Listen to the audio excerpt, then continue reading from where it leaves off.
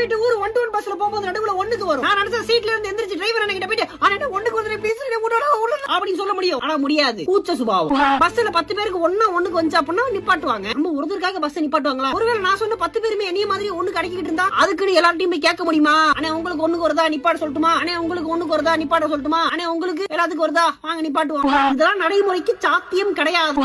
இதனால என்ன பண்ணுவேன், அடக்கிக்கிட்டு பஸ் ஊருக்குள்ள போனோம்னா குடு ஓடி போய் நவீன கட்டண கழிப்பறையில போய் இருப்பேன். 5 ரூபா கொடுத்து. 5 ரூபா எங்க இருக்கு?